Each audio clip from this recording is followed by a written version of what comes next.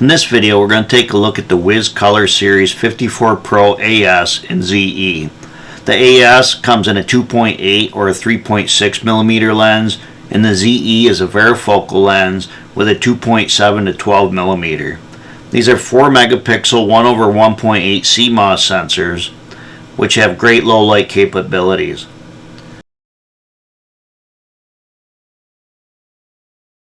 They do include multi-core IR with LED that are very bright. They do have AI Assist to help you setting up the AI, and we'll look at that. They also have AcuPick, metadata, IVS, face detection, and people counting. They do support 1 terabyte SD cards for edge recording, and they also have built-in dual microphones and speaker for two-way talk. They can be powered PoE or ePoE or with 12 volt. And they also include a 12 volt output on the pigtail. They are IP67 and IK10 rated. The samples we were just looking at is from a very dark area with very little ambient light. I have since moved the cameras to a brighter side with a street light and will test the IVS. You can see it's very sensitive for an intrusion rule. I have the camera set at full color with no LED lights. There is no difference between the AS and the ZE cameras as far as the IVS as expected. They are the same camera with just different lenses. They are the same size with the same amount of IR and LED lights. One major difference between the cameras is the ZE model has a manual iris control, and the AS version has an auto iris. And you do have to manually set these cameras to get the most out of them, unlike the other cameras where the auto default settings usually was good enough. I think after the firmware matures a little bit, you'll find that the auto feature will work just fine. Next, I'm going to turn on the smart illumination, and you can see that it lights up the area pretty well, even when there's ambient light. The smart illumination will control the intensity of the LED on its own. You can set the LED trigger to be set off continuously or flicker in the IVS settings. We'll take a look at that next.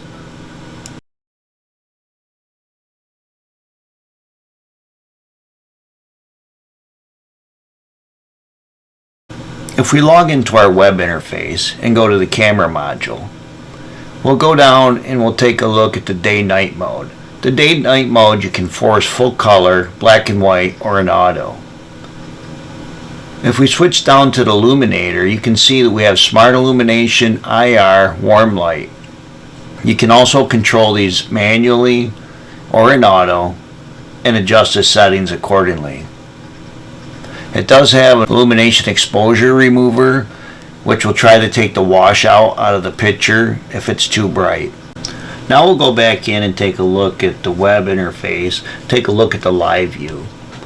At the live view, you can see that you can select your substream or the mainstream. You also have different modes. You have a face mode, if you have that set up as your AI rule, and also a metadata mode if you have that set up. If you come down to the zoom and focus on the ZE model, this is where you can adjust your zoom. And the autofocus works pretty well. Up on the top, you can turn the speaker on if you have your audio enabled to be able to listen to it live. You also can set off the alarm if it's enabled, and also the warning lights. Next, we'll go into the AI module, and this is where you can set up your face detection, your heat map, IVS, people counting, or video metadata. You only can have one enabled at a time, so you have to choose which works best for you.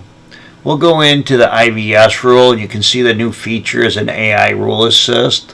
When you enable it, it's going to analyze the area and put a green box where it's recommended that you do the IVS. You can click on it and then apply it and set up your rule.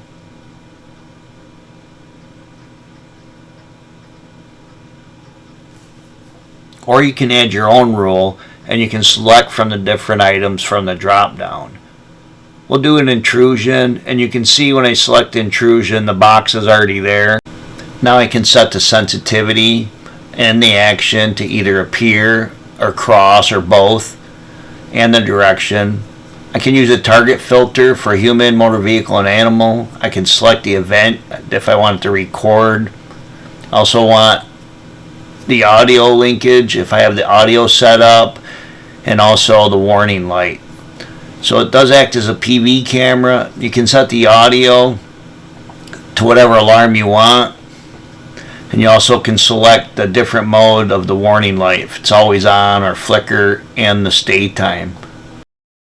If you want the warning light to only go off at a certain time, press the time button and use the sliders to adjust the time frame that you want it to flicker or stay on. If I didn't want to use the default intrusion rule, I can press the delete button and then draw my own rule and set the points where I want. If I wanted to use a different AI rule, I'd go back to the smart plan, shut the IVS off, and for example, I'll set face detection and enable it, and then set the event linkage and press apply. We'll go back in and take a look at the video metadata. You can see for the people detection, you can set the attributes. Just press apply when you make changes. You also can do non-motor vehicles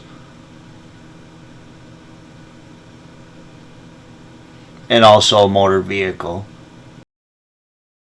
If we wanted to set up our motion detection, we would select the event module and go to the video detection section. We would enable the video detection, and then we'd select the settings. Under the settings, we deselect the areas that we do not want, and all the areas in red are active. I can adjust my sensitivity and threshold to my liking and press apply. If I wanted my video detection just to do a certain time, I would select the schedule and adjust the time. We can go down to Smart Motion Detection and enable this and filter out everything except human or motor vehicles, or whichever you'd like. You cannot have Smart Motion Detection enabled when an AI rule is on, but you can have the video detection. You can see the Pro Series camera on the left of the speaker compared to a 4K camera or the 54IR. You also can see the pigtail with a 12-volt output. That will be a useful addition for some. If you're looking for a full-featured AI camera, either one of these cameras is a good choice. It also is going to be available in a bullet camera and will only get better as the firmware matures. Thanks for watching.